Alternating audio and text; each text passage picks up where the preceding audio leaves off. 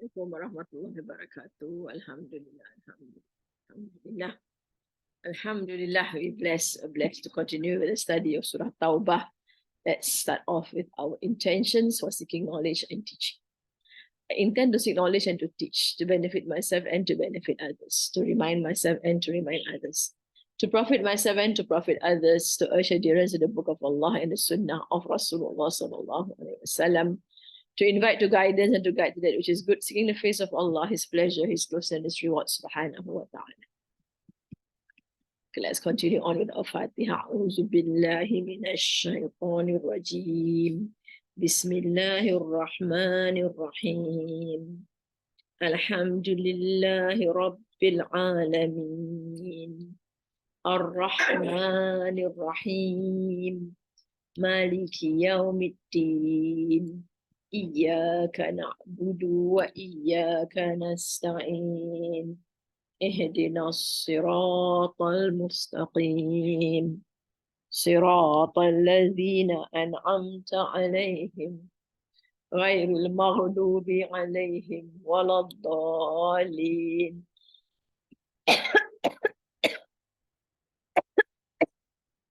آمين. بسم الله الرحمن الرحيم.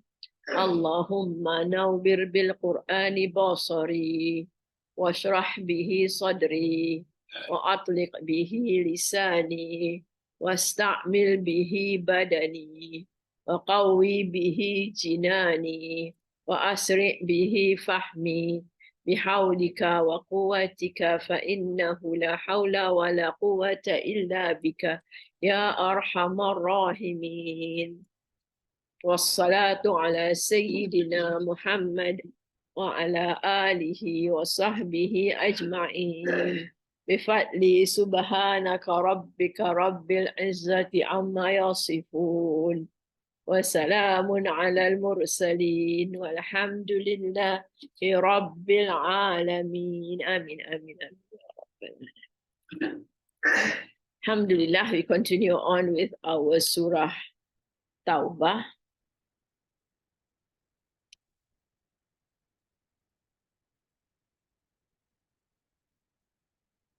We did verses from 117 to 119 in the last lesson.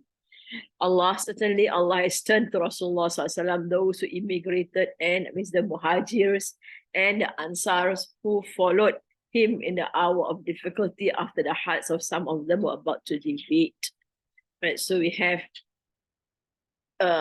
we did this actually, but we continued on with the verse, right? 117. So Allah turned to them. They were going through difficult times. There were moments where things were really difficult, and some of them were very doubtful in some sense, right? They have doubts, and they were disturbed, and Allah forgave them. Allah turned to them. He to them is compassionate, merciful. So Allah is to them very compassionate and merciful.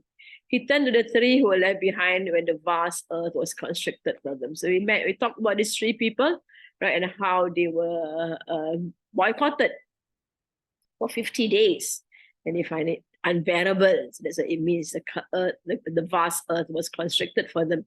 Their souls were constricted too, and to them there is no refuge from Allah except to Him.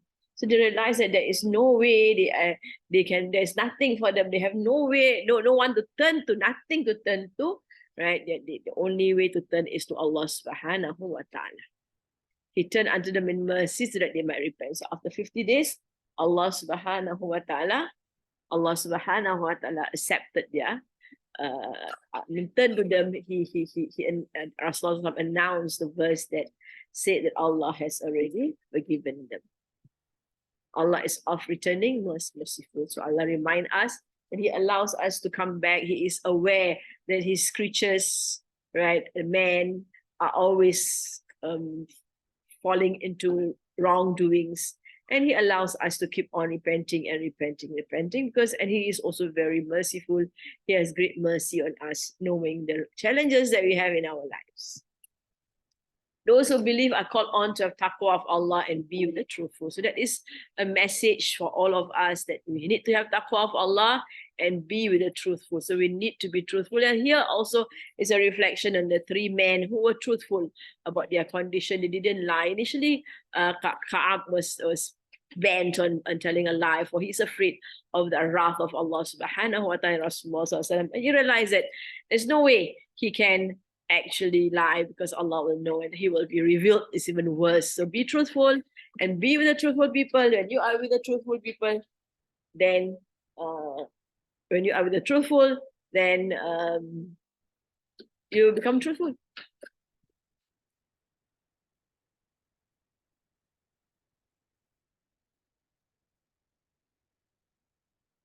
Ma kana li ahlil madinati wa man hawlahum. Ma here is not, as we know. Ma sometimes is not, sometimes ma is what, but here is not was, to not be for the people of, or not was also can. Kana can be called verb to be, can be was, can be is.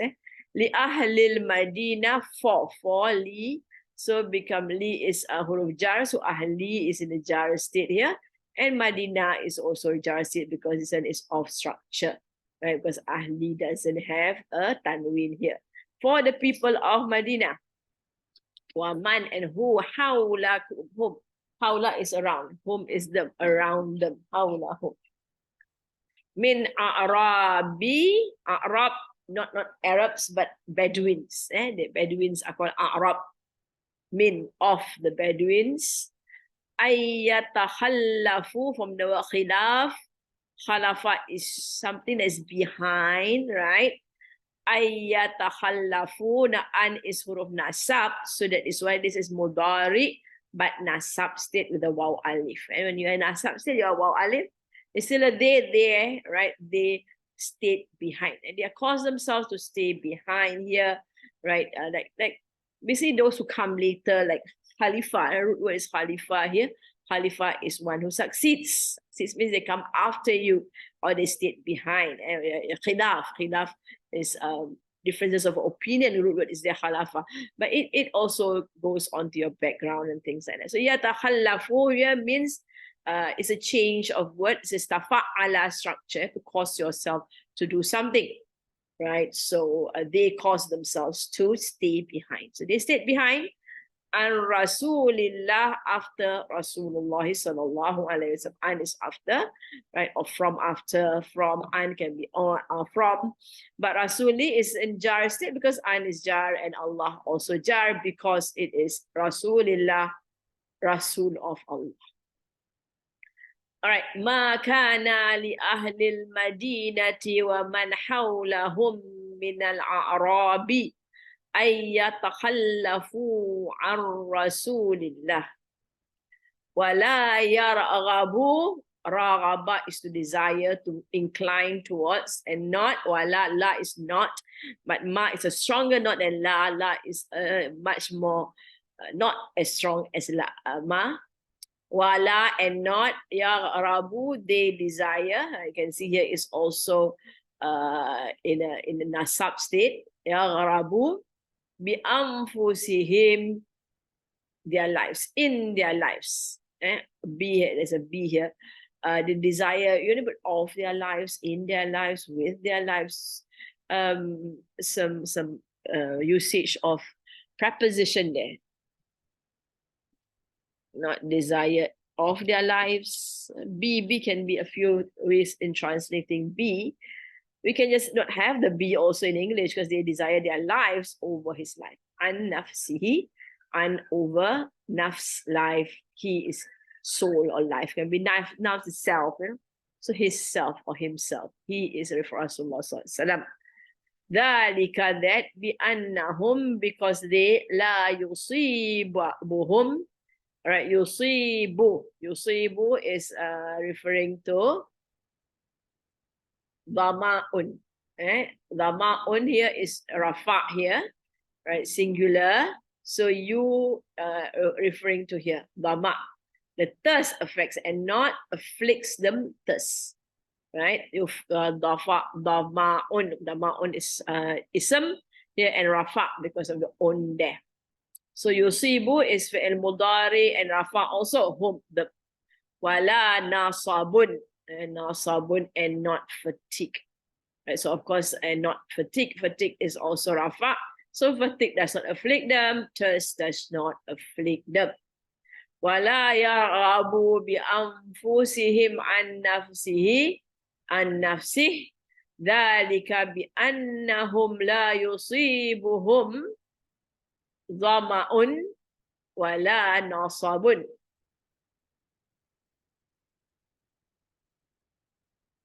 Sayyab has the meaning of pouring on them, something that makes it difficult on them.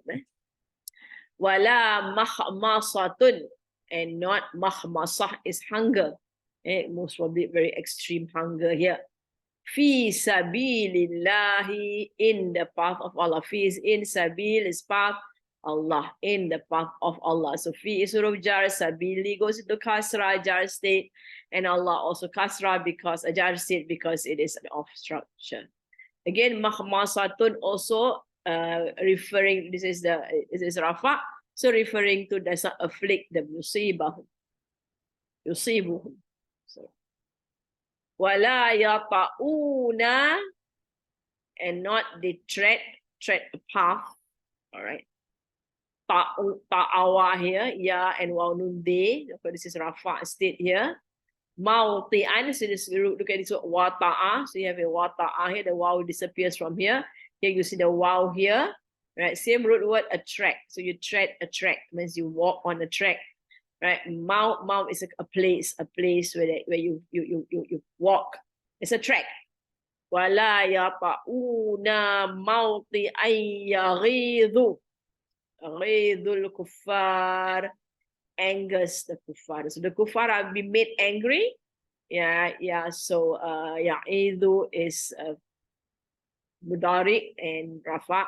Right, it angers, attract, it angers the disbeliever. There's a mistake there, please. There's just a bit of mistake here. The disbeliever is a disbeliever, and it angers. Sorry, disbeliever, it angers the disbeliever. All right. Wala yanaluna, and not inflict, min aduwin, and enemy. Min is on. Min is not on, min is from an enemy. No, from it. Yanalu here, actually, usually we use the word for to reach. Right, but here nawala is a root word. Naila also root word. Yeah, and wawnun mudari rafa state. So it means to harm them from an enemy, a harm. Naila, so naila here now becomes a word harm from the word nailu here, right? So not inflict. Inflict means to cause harm, and not cause harm, right? Yunaluna min aduwin naila, a harm from an enemy, illa, except kutiba, it is written lahum for them, bihi, of it, amalun salih, a righteous deed. Except it is written for them of it, a righteous deed. Wala yanaluna min aduwin nailan illa kutiba lahum bihi amalun salih. Inna Allah, surely Allah, la yudi'u, not he let to waste, from yudi'u day', not he let to waste, ajral muhsinin. Again, this is off structure, ajra to be wasted, so it's nasab, and muhsinin, the excellent ones, reward of the excellent ones. Ajral muhsinin, that's what the meaning. It did not beseem the people of Medina and those around about them of the dwellers in the desert to remain behind the Prophet sallallahu alaihi wasallam, nor should they desire anything for themselves in preference to him. This is because there afflicts them not thirst or fatigue or hunger in Allah's way, nor do they tread a path which enrages the disbelievers, nor do they attain from the enemy what they attain. It's naila. but a good work is written down to them on account of it. Surely Allah does not waste the reward of the doers of good. Very long verse here. We'll go through it. All right, here we have the first part. Ma kana li ahli al-madinati wa man hawlahum min al-a'rabi ay yatakhallafu an ar-rasulillah. So Allah is telling people it does not seem right, not was for the people of Medina and those around of the Bedouins. That means the people of Medina and the Bedouins around Medina, they should not ayyatakhallafu, that they stayed behind from Rasulullah sallallahu alaihi wasallam. So it's not right, it is not proper that they should be staying behind when Rasulullah sallallahu alaihi wasallam went off in expedition. The people of Medina were the ones who rushed to support the Islamic message, which meant they were truly its basic core of supporters.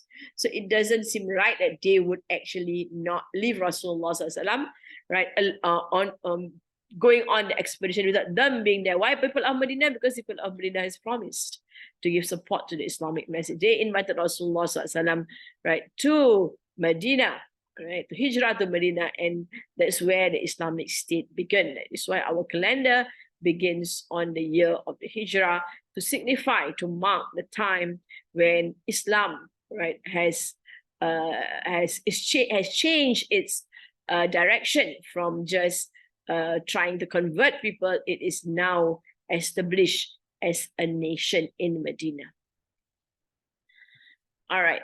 Now they have given shelter to Rasulullah sallallahu alaihi wasallam, pledged total loyalty to him, and constituted the heart nucleus of the Islamic faith in the Arabian Peninsula.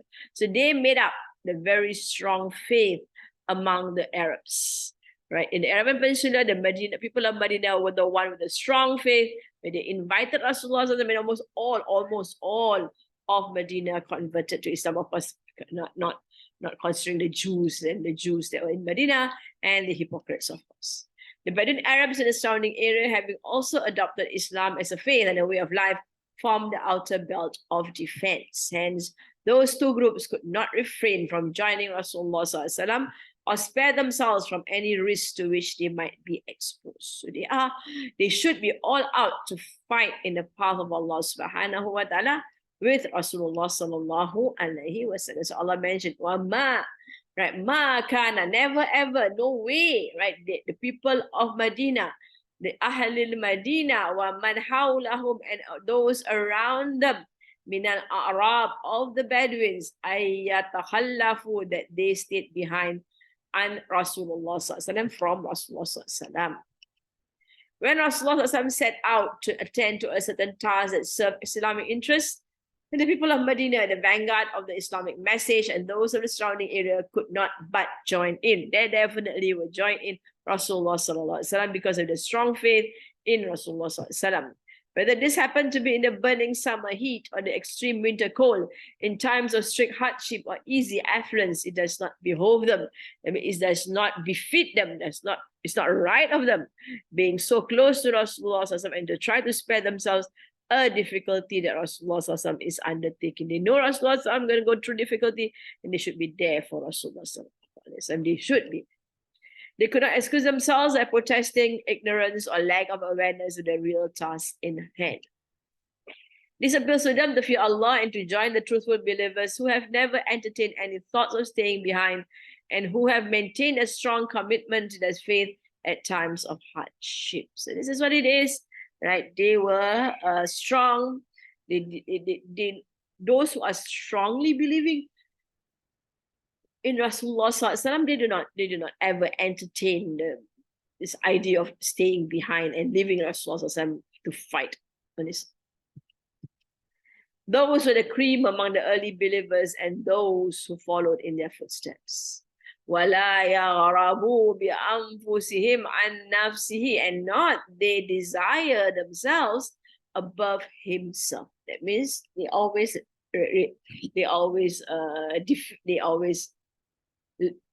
give up their life for him.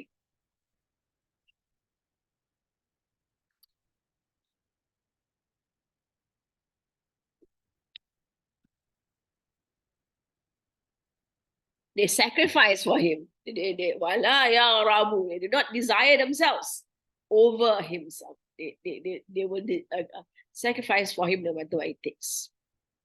It gives a strong reproach. No companion of Rasulullah can be reproached in a stronger way.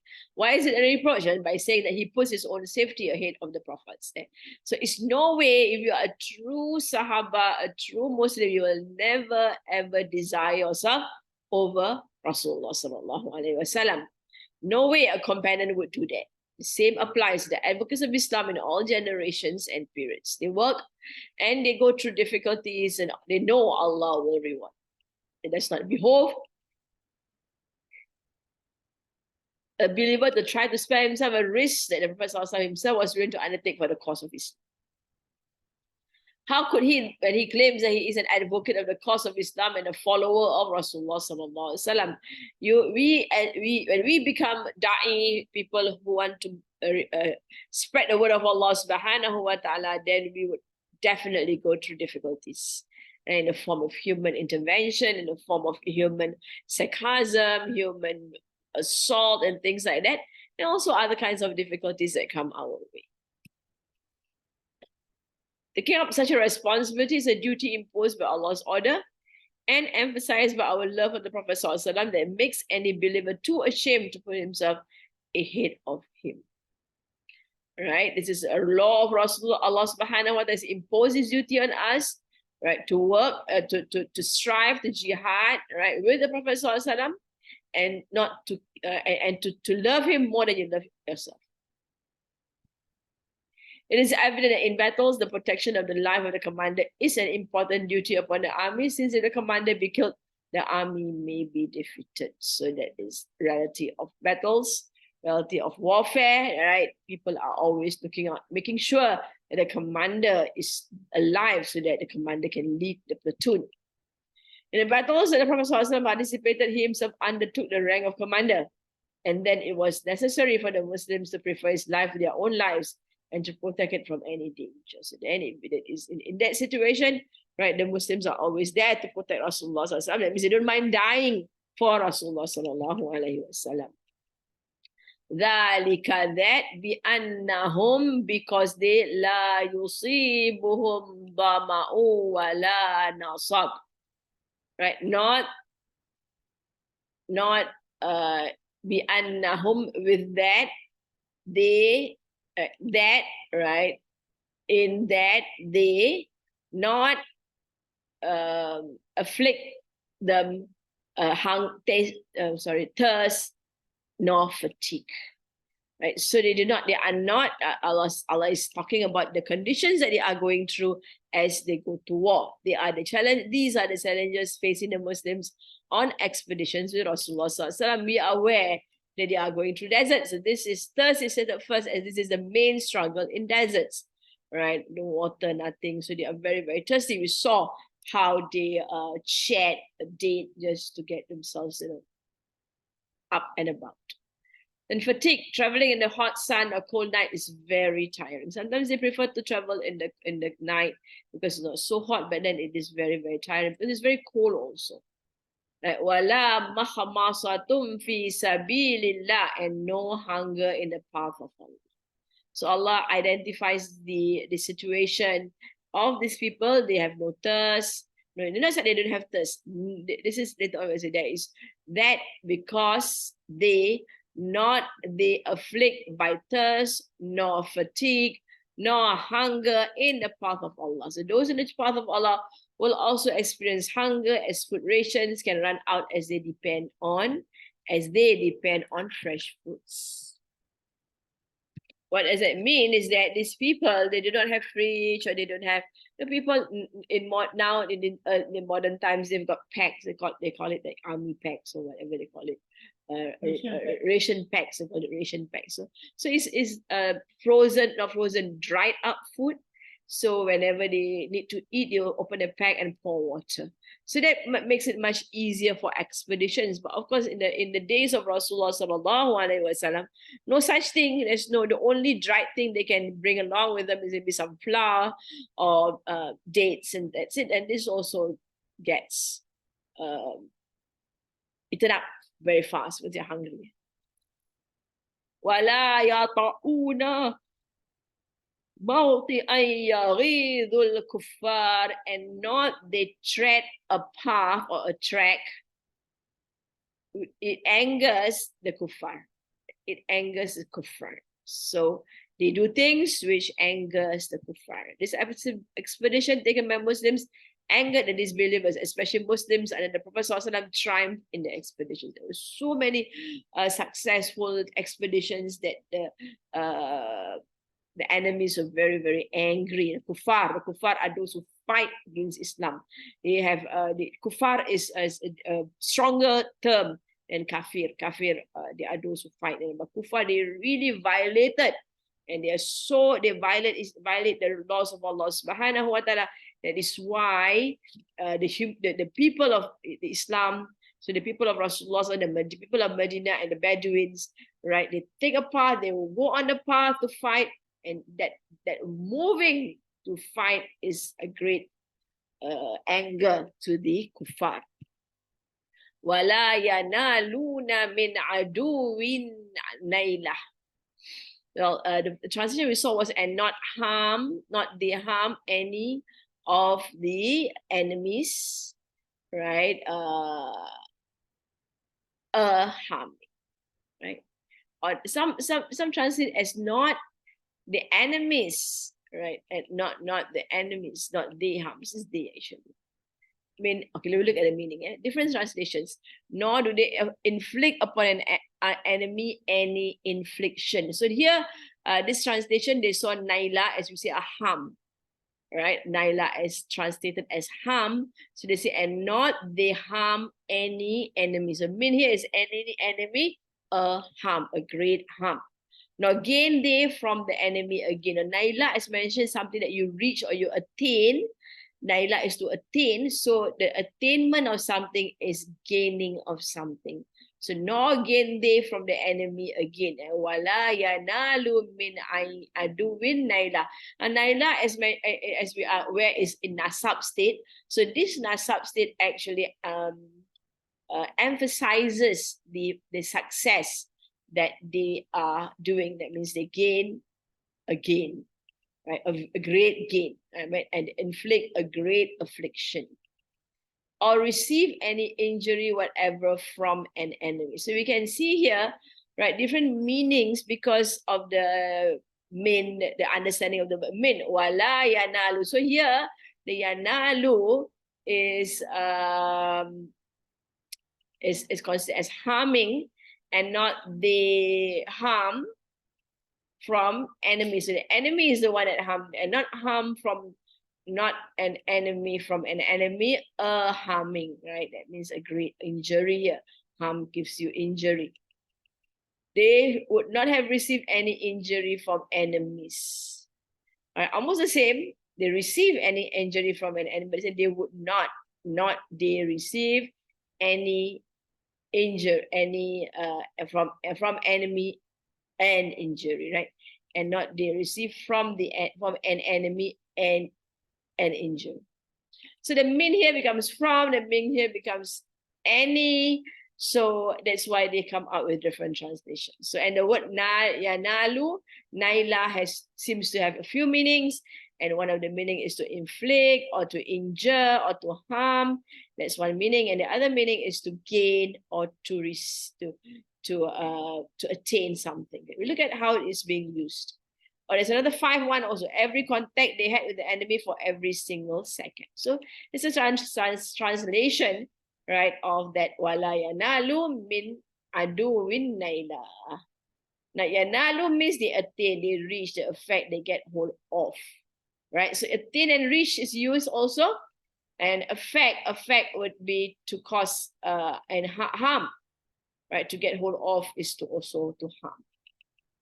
So when this word is followed by a min, it means to afflict, to impair, to get, to cause harm. So this is the explanation of Mufassirin, who saw this min as being attached to yanaluna, and so when yanaluna is attached to a min, it becomes afflict, to impair, or to cause harm, or to get or to cause. So this is how he sees it, but other translators somehow saw it, the min, didn't see the min being connected with the ayan yanalu and changing the meaning of it, yanalu. That is why they go on to saying that it means enemy, right? So, and not, gain, and not they gain from an enemy again. So that's different. They gain from an enemy again, right? And other says they would have received any injury from enemies. From enemies here, from. So the min is from here, right? Injuries here, right? So from affliction and things like that. So inflict an injury and injury here, and here is some tafsir here, not direct translation. All right, so we see these things and we learn from them. Thus, naila, which could mean attainment, acquisition, is now a harm or damage with reference to the meaning of yanalu, followed by a min. So yanalu followed by a min means to afflict. So to afflict an affliction, to impair an impairment, to cause harm, a harm.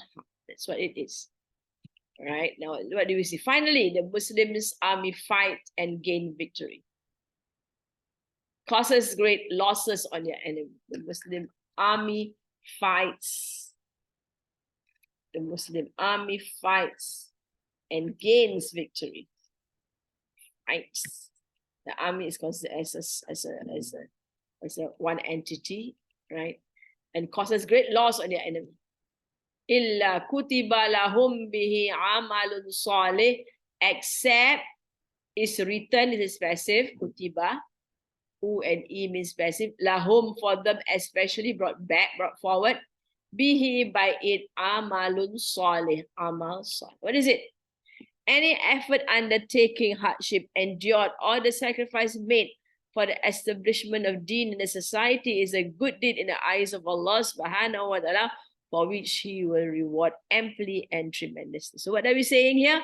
What are we seeing here? Maybe initially we might not see clearly what's happening, but Allah says no thirst, no fatigue, no hunger, no treading a path which causes the kuffar to be angry, no attaining or harming the kuffar a great harm. These are the things that they do during war, right? When all they do, all these things will be returned for them, especially for them, right? By whatever they have done, as an amal salih, as a great good deed. Inna Allah la yudi'u ajra al-muhsinin. Surely Allah not, He caused to waste the reward of the muhsinin. So Allah termed them as muhsinin, right? Because they persevere with Rasulullah sallallahu alaihi wasallam. Right? Two qualities of muhsinin that has been highlighted before is that they are people of taqwa, means they have great awareness of Allah subhanahu wa ta'ala. And secondly, they are people of patience. That means they can hold themselves very, very. Even it may be seen that their hard work is not bearing fruit in this world, they will be successful in the eyes of Allah subhanahu wa ta'ala, the level of excellence with which their duty was performed. So none of their sincere efforts towards excellence and His obedience ever go to waste. Allah will always appreciate those who put in effort in the path of Allah subhanahu wa ta'ala. So even it may be seen that hard work is not bearing fruit in this world, they will be successful in the eyes of Allah subhanahu wa ta'ala to the level of the excellence with which their duty was performed. So according to how much they strive to do their duty to Allah subhanahu wa ta'ala. So none of their sincere efforts towards excellence in His obedience ever go to waste. That includes all money and resources spent in the struggle of establishment of Allah's deen in the society. In addition, although human beings cannot excel consistently and the level of excellence will vary from time to time, Allah subhanahu wa ta'ala will reward them graciously according to the best level of excellence in His obedience they would have attained. Which means that the reward, Allah will look at the reward. You put in your best, sometimes you might weaken, or you might get out of standard or whatever, but what is important is Allah will look at the best of your actions and reward you with the best of the actions. It's great reward from Allah subhanahu wa ta'ala. So that was what it is, right? Whether basically the sentence, right, is talking about the struggles that they would have to go through. First is thirst because they go through desert. Then comes the tiredness, fatigue, and no water, no food. You're very tired, walking and walking and walking. And then come hunger. So hunger comes a bit later. After hunger, then comes the walking in the path of Allah subhanahu wa ta'ala. And that aggravates aggravates the disbelief. And of course, finally, is to attain, as to harm them, a great harm. These all will be counted under amal salih. Wala yunfiquna nafaqatan, and not they spend. Yunfiqun is fi'al mudari, and also it is rafa. And nafaqa is an expenditure. Wala yunfiquna nafaqatan, an expenditure. Saghiratan, small. Wala kabiratan, and not big. Wala kabiratan, wala yaqta'una, and not they traverse. Qata'a is to cut. Qata'a to cut, that means to cut your way through. Right? Of course, when they move, travel, they be sort of cutting the path. Right? Wadiyan, a valley. So a valley, they pass through valleys, they traverse valleys. A valley. Wala yunfiquna nafaqatan saghiratan wala kabiratan wala yaqta'una wadiyan illa kutiba lahum liyajziyahumullah, except was a return. This is a return for them, especially for them. So reward them Allah. Liyaj, so that is the way Allah rewards them. Raji, yaj, liyaj. So that's the way, right? Yajziyah. Yajziyah is to reward. Who reward? Allah. Allah is Rafa'iyah. So the Yah here refers to Allah. Allah rewards them. Liyajziyahumullahu ahsana, best. Ma kanu ya'malun. Ma is what kanu, they were ya'malun, do. Nor do they spend anything that may be spent, small or great, nor do they traverse a valley, but it is written down to their credit that Allah may reward them with the best of what they have done. So it's always the best of what they were doing, or the best of what they have done. All right. Allah says, and not their expenditure. Continuing with the fact that Allah records all these struggles as amal salih. Continuing, and not their spending of an expenditure, big or small, or not big, small or not big. Right? Whether it's big, it's small, it's not big, whatever it is an expenditure in the path of Allah subhanahu wa ta'ala. Those who had wealth will supply camels, food, and military supplies. Those of lesser means will supply dates, no matter how little. So some of the hypocrites would laugh, and the Sahabas would bring dates, and the dates were so little that that's what they can afford. Wala yaqta'una wadiyan, and not they move through a valley, right? They tread, they march through a valley, right? The farther any people march away from their families in the cause of Allah, the nearer they will be to Allah. They travel through valleys. That's what it is, right? They travel through valleys, they cut through valleys. Illa kutiba lahum liyajziyahumullah, except is written for them. Kutiba is written for them, right? So that Allah will reward them. So it is written so that Allah will reward them. Furthermore, any financial contribution, be it little or much, and the mere walking across a valley are also rewarded as Allah rewards the best of Muslims. But Allah, this is a rich reward indeed. It is a reward by Allah whose generosity is beyond any limit. How embarrassing to us all that such a great reward is given for something that is much less than the hardship suffered by Prophet ﷺ himself for the cause of good. What we know is that the rewards are always multiplied. Special rewards from Allah subhanahu wa ta'ala, right, for those who struggle and fight in the path of Allah subhanahu wa ta'ala. So all of it will be written down as something that will be rewarded by Allah subhanahu wa ta'ala. It is the advocacy of this cause that we should now assume. So we should advocate and remind people of Allah subhanahu wa ta'ala. Most certainly, we must be true to our trust. Ahsana, best of what they were doing. Ahsana ma kanu ya'malun, best of what they were doing. Whatever these Muslims strive for, denying themselves of luxuries and going through lots of difficulties in the expedition, Allah will reward them. In fact, it is the best. It is much greater than what they did. We do a lot of things, some we do really well and some not. Allah takes a collective of one's deeds and takes the best of them. He takes all of it and makes it equal to the best of what we did. So Allah will reward us with the best of our actions. This is Allah's special favor on those who struggle for Him. Those who goes on the path of Allah subhanahu wa ta'ala will have big rewards. وَمَا كَانَ الْمُؤْمِنُونَ, and not was the believers. And so we can see وَمَا is not, kana was, al-mu'minun, the believers, لِيَنْفِرُوا, from the word nafara, to go forth. That they go forth. That is that li is that. Li is so that they go forth.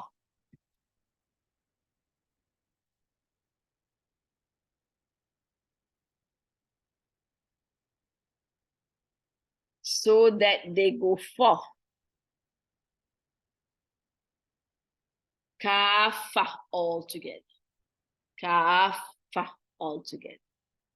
That's up to emphasize it. Falawla, then why not? Fa, then why not? Falawla nafara, go forth. Min kulli firqatin, from every group. I mean, it's from kulli, every firqa. The fariq means to group people up also. Min kulli firqatin. Minhum, of them. Ta'ifatun, a party. Liyatafaqahu, so that they understand fiddin, in the religion. وَمَا كَانَ الْمُؤْمِنُونَ لِيَنْفِرُوا كَافَّةً فَلَوْلَا نَفَرَ مِنْ كُلِّ فِرْقَةٍ مِّنْهُمْ طَائِفَةٌ لِيَتَفَقَّهُوا فِي الدِّينِ. All right. وَلِيُنْذِرُوا. Let's just try and understand the meaning there first. And not was the believers that they would go forth all together, then why not go forth from every group of them, a party, so they understand in the religion. So here, groups of people will be going out to fight, and another group should be going to learn the religion, because it's also critical. We will see what it means. Wali yunziru, and so they won. Wali, and so here yunziru, they won. Present future tense, qawmahum, their people. Either when raja'u, they return. Ilayhim, to them, la'allahum, perhaps they, yahdharun, they be cautious. Hadara is to be aware. Perhaps they be cautious. All right, okay, let's say it again. وَلِيُنْذِرُوا قَوْمَهُمْ إِذَا رَجَعُوا إِلَيْهِمْ لَعَلَّهُمْ يَحْذَرُونَ. And it does not seem right. The believers that they should go forth all together. Why should not then a company from every party from among them go forth, that they may apply themselves to obtain understanding in religion, and that they may warn their people when they come back to them, and that they may be cautious. Be aware. All right, now we come back to a different part of the message of Rasulullah. So let me try to understand here. وَمَا كَانَ الْمُؤْمِنُونَ, Allah talks about the believers, those who have strong faith in Allah subhanahu wa ta'ala. And here we have an ism, which means that these people are at all times with faith in Allah subhanahu wa ta'ala. Not alladhina amanu, at times they do falter in their beliefs. Right? وَمَا كَانَ الْمُؤْمِنُونَ لِيَنْفِرُوا كَافَّةً, and not was for the believers that they go forth, all of them. So here is not allowing all of the believers to go forth. فَلَوْلَا نَفَرَ مِنْ كُلِّ فِرْقَةٍ, why then not go forth a party of a group, from a party from every group, minhum, among them, ta'ifatun, a group, liyatafaqahu, so that they understand the religion, fiddin. What is this? This indicates the importance of knowledge in Islam. It is found out that the value of learning and teaching is not less than the value of holy struggle. So it means that there are groups of people who are, if everybody is to go out to fight, right, then who is there left to learn the religion? So there must be a group to come out, right, to learn religion, to understand Islam. That is very important. There must be people who understand Islam and then they can teach others. Then when a party of faithful people go to holy struggle and fight against the enemy of Islam, another party should also remain in the entrenchment of knowledge and acquaintance in order to obtain it. So they be acquainted with knowledge, you have to learn knowledge. With the emphasis which was laid on holy struggle, the believers attached importance to holy struggle. And whenever a fight came for the Muslims, wholly attended in this expedition. Even though the Prophet himself would not take part in that holy struggle, and no one offended from it. At times, Rasulullah would send his generals out to fight, and Rasulullah would stay behind to set an example that there should be a group learning about the religion of Allah subhanahu wa ta'ala. In that circumstance, Rasulullah was alone and there was not anybody of those Muslims to take the audiences of Islam from him. So there was a moment where Rasulullah was behind, but everyone else went to fight. So that was not something which is advised. Allah subhanahu wa ta'ala is advising people to stay behind to learn from Rasulullah. So this verse indicates that the entire of the village should not go to fight, but a group of them ought to remain in Medina in order to learn the religious teachings and to be learned in religion, to understand religion well. So that when the strivers came back to them, they would teach them and what they have learned. It's very important. When they went out to fight, sometimes they might not have that kind of knowledge. Knowledge is important. So others must take up that role of learning and could warn them and preach them perhaps. They would be in awe of Allah and would observe the limits of the religion. So when they come back, teach them, explain to them what the Prophet ﷺ has been given. It is indisputable that the conditions are often different. Sometimes the enemy is powerful and dangerous and all Muslims must be mobilized for war. Like what happened in the Battle of Tabuk, when the Muslims were against the powerful army of Byzantine. They were all out to fight. Rasulullah called every single one to fight. And sometimes it happens that the enemy is less powerful and it is not necessary that the Muslims totally participate in war. When the Prophet ﷺ was alive, it was in such circumstances that a group of the Muslims should go to fight. Another group would remain in the presence of Rasulullah ﷺ, busy learning the subjects of the religion. So that was it is. You see, you must have people learning religion. For at any moment, a revelation might be sent down and an ordinance or a new subject be announced by Rasulullah ﷺ. So there should be present some believers to receive it and to learn it. And when their brethren would return from holy struggle, they could teach it to them too. In that manner, the strivers could also be in the current of that revelation, which would affirm their faith and might create a higher standard of piety and God-fearing in them. So getting knowledge, right, allows us to have greater taqwa and a higher standard of religiousness. So, وَلِيُنْذِرُوا, so that they can warn قَوْمَهُمْ, their people, إِذَا رَجَعُوا, when they return, إِلَيْهِمْ, to them. لَعَلَّهُمْ يَحْذَرُونَ, perhaps they are aware. Now here again, we look at it differently, and so that they may return, they may warn their people when they return to them. So that's they and them, it's not easy. Perhaps they are aware. Now, there are instances where the warning is given to their people when they return to their villages. That means these people from that village, a group of them are sent out to meet Rasulullah ﷺ to learn Islam. And then when they return to their own village, that they can teach the people. Or some sees it as these people who stayed behind learn religion from Rasulullah ﷺ. When their friends come back from the expedition, they can teach their friends, hoping that they would have caution. So there were some Muslims who lived in some other places and they should not go to fight totally, but a party of them ought to travel to Medina and attend the presence of the Prophet ﷺ in order to learn the ordinances of the religion. After that, they could return to their people and preach them those ordinances. There seems another probability denoting that basically the verse is not related to holy struggle, since there is not any word mentioned in the verse concerning holy struggle.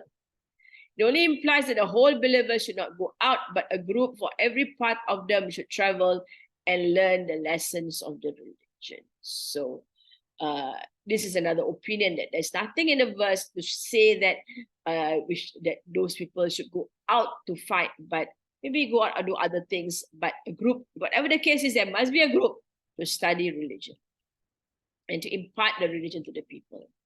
So at the time of the Prophet ﷺ, and after the expansion of Islam among different types, whoever embraced Islam wished to meet Rasulullah ﷺ and to learn Islam directly from him, which was rather inconvenient and not practical. So if everybody is to go out and leave their towns and leave their work because they want to meet Rasulullah ﷺ to learn from him, then it will not be easy for Rasulullah ﷺ also, because they'll be coming in batches and everything, and it's not a practical thing to do. Right, so it's best that a group comes in, right, and then they get the message from Rasulullah Sallallahu Alaihi Wasallam. Right, they learn from Rasulullah and they go back. So the verse commands such believers that they did not need to go totally to Medina to attend the presence of Rasulullah Sallallahu Alaihi Wasallam, but a group of them was sufficient to come and learn the lessons of the religion and return to their people in order to teach those lessons to them. So that going out, again, we see it in a different light, that going out is to go out to meet Rasulullah. So if a group of people in a village become Muslims, not everybody is to go out to meet Rasulullah. Only one party is to go out to meet Rasulullah and learn, and then go back and teach their people. The strategy behind this was so that they can go back and warn their nation. They should get a deep understanding of the religion. Allah did not say, li yu'allimu qawmahum, so that they can teach their people, nation, but he said that they can warn their nation. So it's not teaching, right? The learning that they have is to warn them of the realities of their religion and how, right, to have awareness of Allah subhanahu wa ta'ala. So they become alim to go back to become a da'i and not an alim. So what does that mean? Right, they went out to meet Rasulullah to learn religion, so they themselves become alim. So when they come back, they don't become an alim, right? They go back to be, they are a da'i. A da'i is one who preaches and warn, right, about the realities of their, or make them aware of the realities of their religion. So you go to learn, get a deep understanding, but your nation doesn't need deep ilm first. And they need just warning, the basics. So what it means is that those who have knowledge, keep that they need to learn a lot, but when you pass it on to the masses, right, you pass on what is necessary that will help them to be aware of their religion. You just need warning, the basics. This is a strategy for first generation, and our strategy is no different. That is the way we should be doing it. And we do have in our communities people who go out to learn and they come back to teach us not everything, because we are not scholars who know every single thing, who can understand things, because it takes time before you are able to understand deeply what is being taught. The Bedouins are the worst in this belief and hypocrisy. They have so because they are not warned. So the being warned is very important. They're not given regular reminders. So Allah instituted this as a means of stabilizing the hearts of a believer. So when they go back, they would do this work. So that everybody will be careful. They will watch out. Watch out in not disobeying Allah subhanahu wa ta'ala. So people will have careful lives as Muslims. So let's recite and recall. Ya ayyuhalladzina amanu taqullaha wa kunu ma'as sadiqin. Ma kana li ahli al-madinati wa man hawlahum min al-a'rabi ay yatakhallafu an rasulillah wa la yazghabu wa la yarghabu bi anfusihim an nafsihi. ذلك بأنهم لا يصيبهم ظمأ ولا نصب ولا مخمصة في سبيل الله ولا يطعون موطئا يغيظ الكفار ولا ينالون من عدو نيلا إلا كتب لهم به عمل صالح إن الله لا يضيع أجر المحسنين ولا ينفقون نفقة صغيرة ولا كبيرة ولا يقطعون واديا إلا كتب لهم ليجزيهم الله أحسن ما كانوا يعملون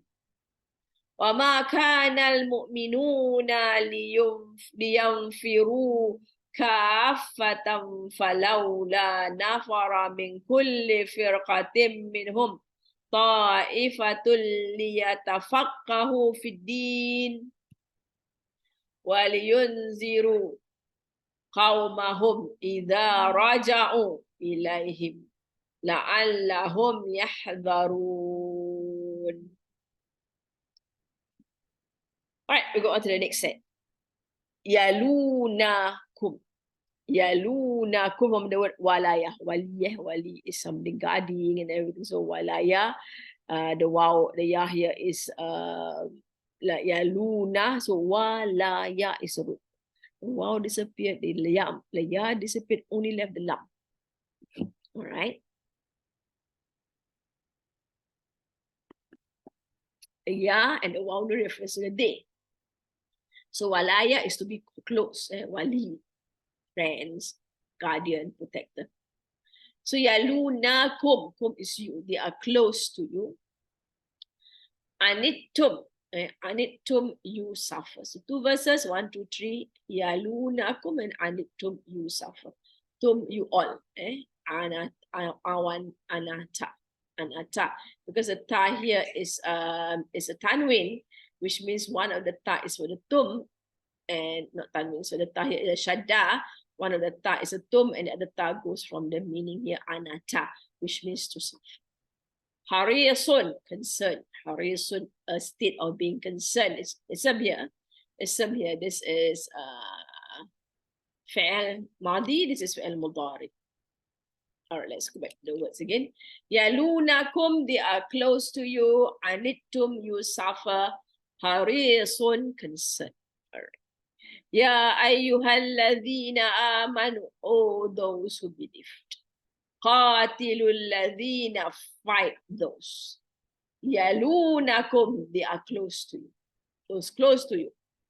Minal kuffar, of the disbelievers. Kuffar means those who really fight against Islam. Wal yajidu, and let them find, while the lam here is let them, let they find or let them find. Wal yajidu, wajada is to find here. Fikum, in you, ghilzatan, harshness. Ghilza is harshness. Ghalid. Ya ayyuhalladhina amanu qatilul ladhina yalunakum minal kuffari wal yajidu fikum ghilza wa'lamu, and know anna Allah, that Allah ma'al muttaqin, with those of. Surely Allah is with those. O you who believe, fight those of the disbelievers who are near to you, and let them find harshness in you. And know that Allah is with those who keep their duty unto. Allah is only with those who have taqwa. Those who have taqwa, right, Allah will not do this. And taqwa comes from the wiqaya, and this is an ism, which means always in a state of taqwa. Wiqaya means to be on guard, right, against denying Allah His rights. Ya ayyuhalladhina amanu qatilul ladhina yalunakum minal kuffar. So there is an instruction that you should fight those who are close to you among the disbelievers. Not kafir, but kuffar. Kuffar is really strongly fighting against Islam. Ya ayyuhalladhina amanu qatilu. Instruction is to fight them because you cannot trust them. They're going to destroy, they're going to find ways and means to destroy the Muslims. Near to you implies relatives, neighbors, and friends. So there's one opinion here. Near to you means your relatives, your friends, no matter who they are. If they are all out to fight against Islam, you have to fight them. The message is clear that personal relationships must not become a consideration for leniency in cleaning up a society, as was commanded in the beginning of the surah for the mushriks, Ahlul Kitab, and hypocrites. If the relationship comes in the way of the duty, it is a sign of weakness of the commitment to Allah subhanahu wa ta'ala. So you should not let a relationship, right, stop you from fighting, because you are fighting the path of Allah, and these people are definitely against Allah subhanahu wa ta'ala, fighting against Islam. You cannot trust them. Even if they are your relatives and your friends. Muslims have at first been held responsible to fight with those enemies of Islam who live near their territory. So this is another look at it, not only neighbors and relatives, but those around you that's near to your place. But if you read this verse along with the succeeding passage, it becomes clear that they were disbelievers who are near you, refers to those hypocrites who are doing great harm to Islamic society by mixing up with the sincere Muslims. So this is another look at the meaning of the verse again. Here he's saying that this refers to those who are close to you, refers to the hypocrites who are with you. Right, in Medina, we are aware there are many hypocrites among the Muslims, and they listen to the various new messages, they taunt the people, they make fun of the messages, and they try to dissuade people from fighting, and they make them, half-hearted to fight. They do all kinds of things to instigate. So these are the people who are supposed to be removed according to this Mufassirin, because if you refer to the previous verses, we are talking about these people who are the hypocrites. This very thing was stated in verse 73 at the beginning of this discourse. The command has been repeated at this end in order to impress on the Muslims the importance of the matter and to urge them to do jihad and crush those internal enemies without paying the least regard to the racial, family, and social relations that have been proving a binding force with them. Right, some of the Sahabas have got parents, father who is who are hypocrites, and so, or brothers who are hypocrites. So they are told, fight for the sake of Allah subhanahu wa ta'ala. You cannot give them any more chance. The only difference between the two commands is that in verse 73, the Muslims were asked to do jihad with them, while in this verse, stronger words, fight with them, have been used, which were meant to impress on them that they should crush the hypocrites thoroughly and completely. Fight means to kill also. The jihad might just, struggle against them. Another difference in the wording is that in verse 73, two different words, disbelievers and hypocrites, have been used. While in this verse, only one word, disbelievers, have been used, so that the hypocrites should forfeit all their claims as Muslims, while there was room for this concession in the word hypocrite.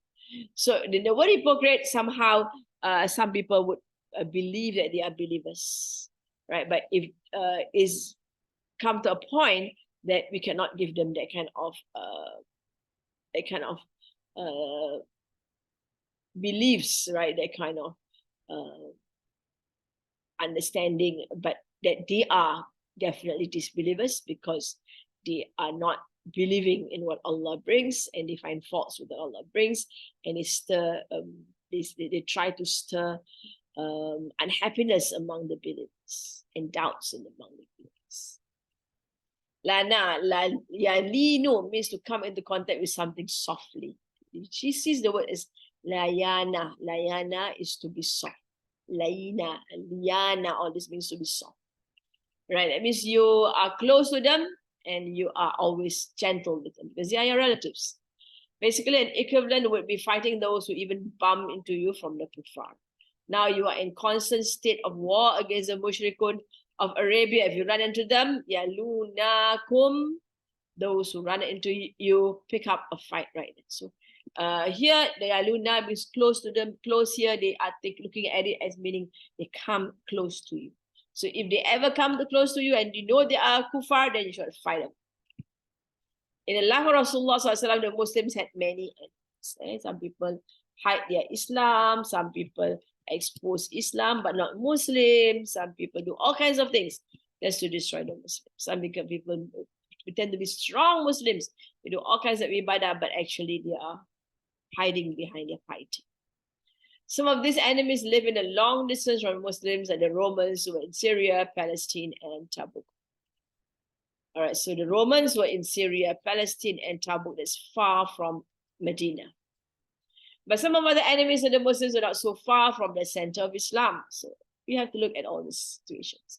For example, the tribes of Hawazin and Thaqif were in a little distance from the Muslims, and they were a danger in ambush. That means they always pose a danger to the Muslims because they are waiting on the Muslims and try to ambush the Muslims. It was necessary that at first the inner and the near enemies should be crushed, and then the far distant enemies might be dealt with, because their danger was greater and they could be aware of the secrets and martial abilities of the Muslims. The close ones are the ones that has to be dealt with first. So Allah subhanahu wa ta'ala instructs Rasulullah to get rid of to fight with the Hawazins and the Thaqif, right? Because, and we saw the battle against them, Hawazin and Thaqif. And because if we have enemies near about us, then the enemies will create problems for us again and again. So we need to get rid of all the enemies. وَلْيَجِدُوا فِيكُمْ غِلْظَةً, and let them find in you anger, right? Ghalid. When they see you, they should be terrified. So you see you as very strong, powerful, angry with them, right? Going to crush them wherever you see them, then they will be terrified. Our policy towards Quraysh and other tribes before was da'wah, but that is over. So now it's no more da'wah. It is da'wah, but getting rid of them, because they are going to disturb the piety of the people. You know, they make all kinds of stories that will cause people to be to lose faith and to waver in their faith. Now Mecca has been conquered. The message of Islam has been spread. Now it is time to cleanse Arabia of all shirk. If those entities are still there, 4 months they had to get their acts done together. We've gone through that verse also of 4 months and everything. They were left, you can go wherever you want to go, but in 4 months you don't believe in Islam, you're going to be killed. Once that is done, you run into them and they won't be tolerated anymore. So that is the meaning here. So they will find with you firmness, right, and not going to give in to anyone. While the yajidu fiha, like seriousness, firmness, like very, very. Regardless of how close they are to a Muslim, they must find him stern, harsh, and uncompromising in fighting against the disbelievers and in cleansing Islamic society from them. This is instruction. No matter how you look at the close to you, don't be those whom you tend to have leniency towards, whatever the case is, you need to be firm. You need to show them that Muslims are true to their beliefs, and they are not going to compromise with them. Very stern and fierce. To show violence of action in front of an enemy, the strivers may make him both frightened and disappointed. He understands that the Muslims are not penetrable, and they may not be deceived by some mere promises that they can get the martial secrets from them. There's no way they can expose their strategies and secrets. A believer should have the ultimate humility and modesty in front of his religious brethren, but he must be severe, firm and violent in front of enemies. So with believers and believers, you must have humility and be modest, right? But with the non-believers, you must show that you are severe, firm, and violent. Because this is referring to Rasulullah's time, right, where there is a need to show the strictness of the Muslims, not now go around being strict and severe and harming people. No, not applying now. Wa'alamu. This is at fight level. And Allah, that Allah ma'al muttaqin. So Allah says, remember, know that Allah, know and know the instruction. Wa'alamu, that Allah and Allah ma'al muttaqin, He is with those who have taqwa. Again, as you can see, it is an ism. That means at all times they are in a state of being wary of Allah subhanahu wa ta'ala. It's a significant command on the order preceding it. The type of fearing Allah that He appreciates and He gives His support to those who have it is the same that emboldens believers to show toughness in fighting the disbelievers. Right? So you are firm, you are strong, you are tough, right, in fighting with the believers, but you must have taqwa, whatever the case is. So Allah wants you to have the taqwa in whatever state you are in. Any feeling of leniency for them will then be against taqwa. But if they fight against them with the attitude of taqwa and sincerity for Allah, they will prevail and succeed with this. So if you fight for Allah, Allah will give success. If you have people of taqwa and fight and destroy those who are against Islam, Allah will give you help. However, the harshness must not translate into adoption of any immoral, unethical, or barbaric practices. So this is a very important thing to note, that the taqwa here, the harshness that you have, means that you must have taqwa you must have harshness, fierceness, but with taqwa. Right? Which means you cannot do any immoral act. Despite being firm doesn't mean you must scold people unnecessarily. You must curse them. You must know that's not being firm. Right? So no immorality, no unethical or barbaric practices. It must be carried out in accordance with Allah's laws and the limits set by Allah subhanahu. So you must be aware of all the rulings concerning our enemies and how we treat them. Those who adopt improper behavior will lose his support because he stays only with those who have taqwa. So Allah says, Allah is only with those who have taqwa, not those who exceed limits. This warning has twofold meanings and both are implied here. First, if you show any kind of leniency towards them because of your personal or family or economic connections with them, you should know that such a thing shall be against the fear of Allah, for the fear of taqwa. For the fear of Allah and friendly relations with the enemies of Islam of Allah are contradictory things.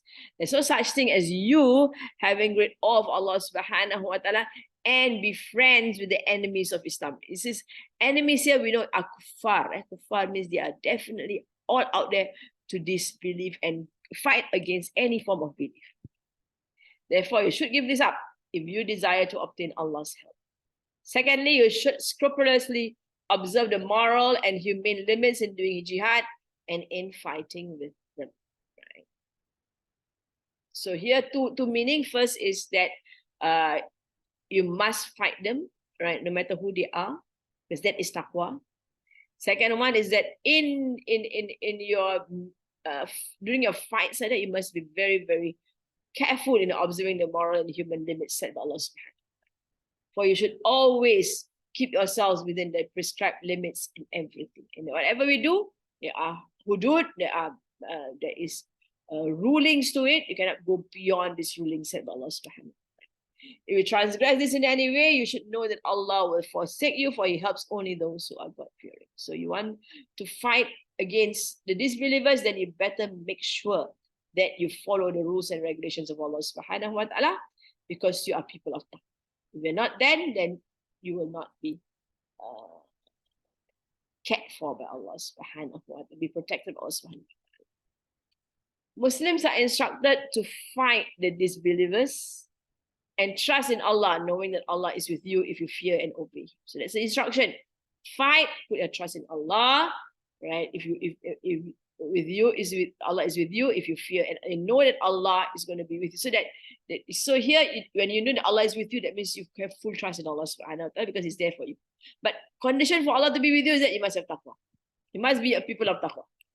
This is the case in the first three blessed generations of Islam, the best members of this one. Since they were firm in their religion and reached an unsurpassed level of obedience to Allah, they consistently prevailed over the enemy. So we have instances, many instances where the Muslim army, right, fought against the disbelievers and they won. And the main reason is because they have taqwa of Allah subhanahu wa ta'ala. Allah is there with them. Allah helped them during the warfare. During that era, victories were abundant and enemies were even more in a state of utter loss and degradation. However, after the turmoil began, desires and divisions became prevalent between various Muslim kings.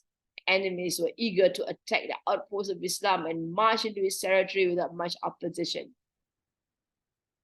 Something is wrong. Let's say I type things all over the place.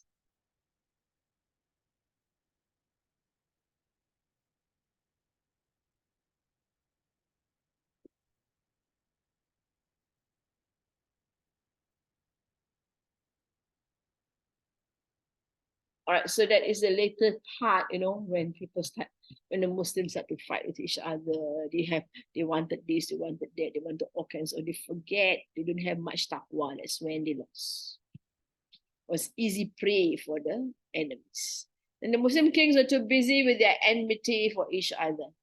The disbelievers then marched to the capital cities of the Islamic states after gaining control over many of its areas in addition to entire Islamic lands. Surely, ownership of all affairs with Allah in the beginning and the end.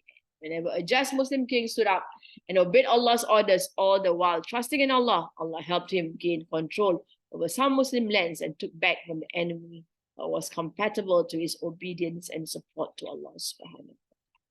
So here we see through history, we see kings, some of them, the caliphs are very corrupt and they don't get the support from Allah.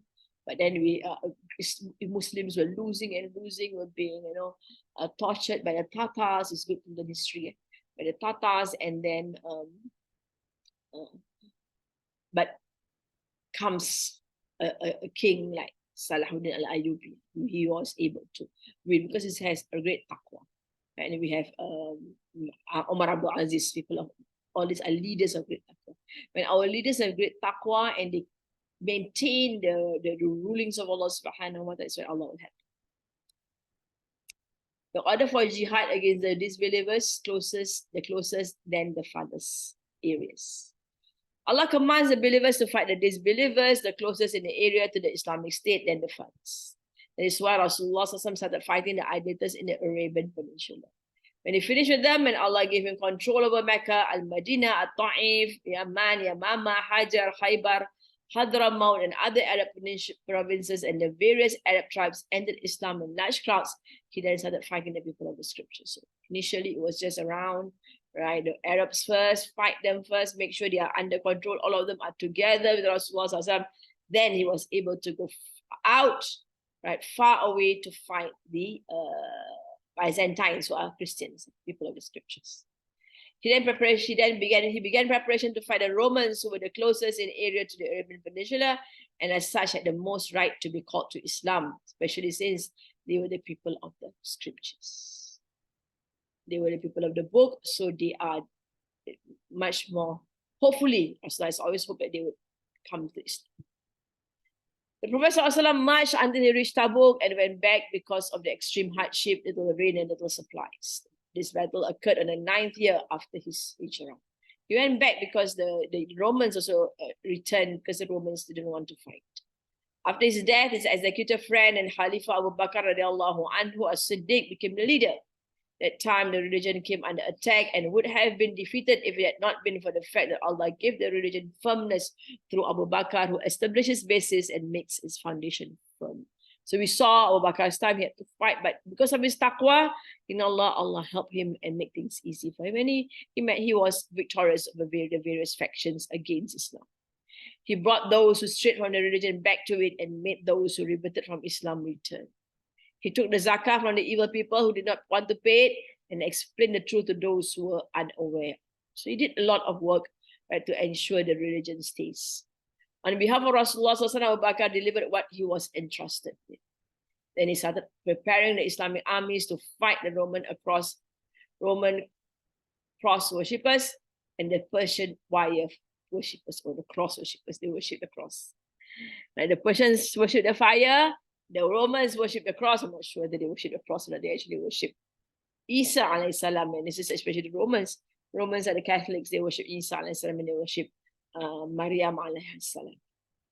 By the blessing of his mission, Allah opened the lands for him and brought down Caesar and Kisra and those who obeyed them among the slaves, the servants. Caesar is a Roman and Kisra is a Persian king. They're called Kisra, the title actually.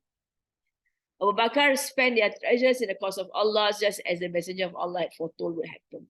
This mission continued after Abu Bakr at the hands of he whom Abu Bakr chose to be successor, Al-Faruq, the martyr of the Mihrab, Abu Hafs, Umar ibn al-Khattab. So these are titles of Umar ibn al-Khattab. He's Faruq because he is able to differentiate good from bad. He is the one who decides for people. He's a martyr. He was killed at the Mihrab while he was praying Subuh. And Abu Hafs is the father of Hafsa, and he is Umar al-Khattab radiallahu. So he took over from Abu Bakr radiallahu. When Umar radiallahu anhu, with Umar radiallahu anhu, Allah humiliated the disbelievers, suppressed the tyrants and hypocrites, and opened the eastern and western parts of the world. So he conquered more, right? But he was able to deal well with the disbelievers, and he stopped the tyrants and the hypocrites. The treasures of various countries were brought to Umar from near and far provinces, and he divided them according to the legitimate and accepted method. Umar radiallahu anhu then died as a martyr after he lived a praiseworthy life. And the companions among the Muhajirs and Ansar agreed to choose after Umar radiallahu anhu Uthman ibn Affan, leader of the faithful and martyr of the house radiallahu anhu.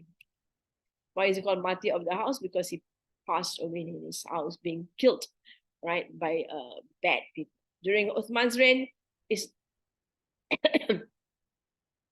Islam wore its widest garment.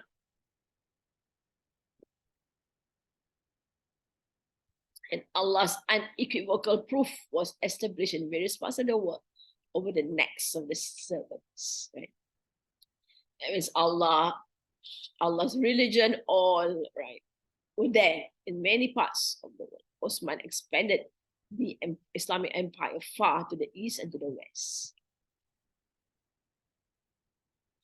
Islam appeared in the eastern and western parts of the world, and Allah's word was elevated and his religion apparent. Pure religion reached its deepest aims against Allah's enemies. And whenever Muslims overcame an ummah, they moved to the next one, and then the next one, crushing the tyrannical evildoers. They did this in reference to Allah's statement, right, which Allah says that they should be, the statement is not right here. Right? They should fight the evildoers and be firm against them. Islamic war ethics. Buraida, a companion of Rasulullah ﷺ, reports, when Rasulullah ﷺ appointed someone to command an army for an expedition, he would recommend him to be God-fearing in his public and private affairs and to take good care of those who are under his command. So leaders, this is the way Rasulullah built leaders, reminding them of having taqwa, whether in public or private.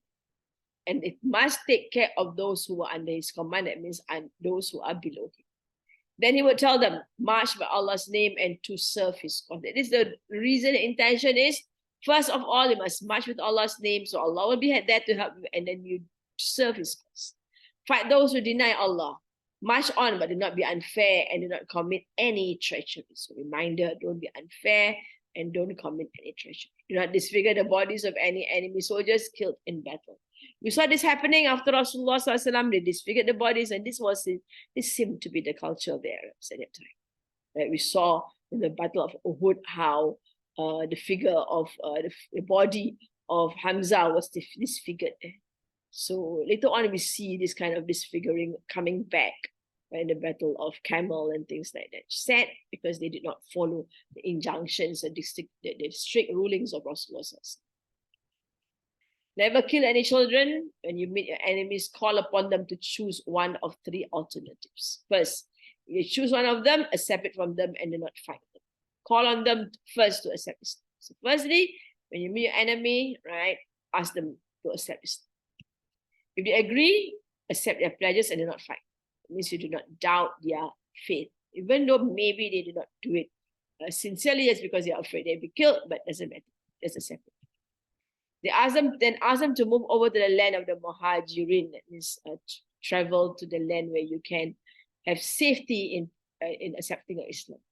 And tell them that they would then have the same duties and privileges of the Muhajirin. So when you travel, when you migrate, right, you will be looked after.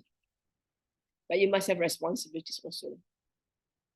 If they not wish to move from their quarters, tell them that they would then be in the same position as the Bedouins Muslims. So they don't want to move, and they don't have the status of Muhajirs, they have the status of the Bedouins. They will be subject to Allah's orders that are applicable to all believers, but they will have no share of any booty that is gained through war or peaceful campaigns unless they fight with the Muslims. So this is the rulings, right? When you are in Medina, if there's any booty, you'll be given to you, will be shared out to you, even if you are not fighting. But if you are in the outskirts, you're among the Bedouins, then you will not get the booty. If they refuse to accept Islam, then offer them alternative of paying jizya. So first, ask them to accept Islam. If they don't want to accept Islam, then they can pay jizya. like a tax for protection. If they agree, accept it from them and do not fight them. If they refuse, then seek Allah's help and fight. Right? So it's three things. Ask them to become Muslims. They don't want to become Muslims, okay. Pay jizya. Don't want to pay jizya, also then fight. Abdullah ibn Umar, a companion of Rasulullah, reports a woman was found killed in one of the Prophet's expeditions. He immediately issued an order that no woman or children may be killed. So that's the ruling of Islam. No woman or children should be killed. Rasulullah sent his companions Mu'adh ibn Jabal to Yemen to teach the people there. As he departed, Prophet said to him, you will be among people who follow earlier revelations. Call on them to believe that there is no God other than Allah and that I am Rasulullah. You can see Rasulullah also advised those who go out for da'wah. Should they accept them from you, then tell them that Allah has commanded them to pray 5 times every day. If they accept that from you, tell them that Allah has imposed on them the payment of zakah. The payment of zakah is difficult for a lot of people because to them it's their money, what should they give? Some people has their attitude. If they don't, because they don't understand well. Right? Praying 5 times a day. So this is to call them to Allah, to Rasulullah, right? To pray 5 times a day and to give zakah. If they accept and do not touch their good earnings. So once they agree, they should not disturb them. Guard against an appeal to Allah by a person who suffers injustice. For such an appeal goes straight to Allah without any hindrances. So the person who are unjustly treated, so Rasulullah advise him not to treat anybody unjustly, because that person dua, you are in for it. Abu Dawud relates that Rasulullah said, you may fight some people and overcome them. They may then try to protect themselves and their children from you by their money, and they may make an agreement with you. So that is the situation where people will give you money to protect them. Don't take anything from them over that, for it is not lawful to you. So only take that money, that jizya, right, as money for protection, and don't take more than that. Al-Irbad ibn Sariya reports, we arrived at Khaybar Castle with Rasulullah when he had a large number of Muslims with him. The chief of Khaybar, an arrogant, gigantic man, huge man, came to Rasulullah and said, "Oh Muhammad, do you permit yourselves to slaughter our cattle, devour our produce, and force our women?" So he's asking for the instructions whether the Muslim army would just take and kill animals, take their produce, and force their women. That means to rape their women. Rasulullah was very angry because it is against Islam. He doesn't do such things. So he said, "Ibn Auf, mount your horse and announce, only believers are admitted into heaven." Right. So he asked his Sahaba to go up the horse and make an announcement, and only believers are admitted into heaven. You must understand it. And gather around for prayers. They were all gathered, and Rasulullah led the prayers. When he finished, he stood up and said, "Does any of you think, as he reclines over his couch, that Allah has not forbidden anything other than what is stated in the Quran?" So he asked them, "Do you think that Allah is forbidding you things which are not stated in the Quran? I have certainly admonished you, given certain orders, and forbidden certain things. These are as much prohibited as those in the Quran, or even more." And because the question was given by the chief, whether you can kill the cattle and take their produce and force their women, right? So Rasulullah didn't answer directly, but bring them together in salat, and then, right, reminds them that these are things prohibited. Allah has not permitted you to go into the homes of the people of the early revelations without first having permission. Nor has he allowed you to force their women or devour their produce when they have paid what is due from them. So that's fact, explaining the rules that Allah has put up for believers. All right, let's continue with our dua. Allahumma arhamna bil Quran waj'alhu lana imaman wa nuran wa rahmah. Allahumma zakirna bima nasina wa inna minhum jahilna warzuqna tilawatahu ana al-layli wa atuhu nahar waj'alhu lana hujjat يا رب العالمين. اللهم استودعك ما علمتني فردده إلي وقت حاجتي إليه فلا تنسينيه يا رب العالمين.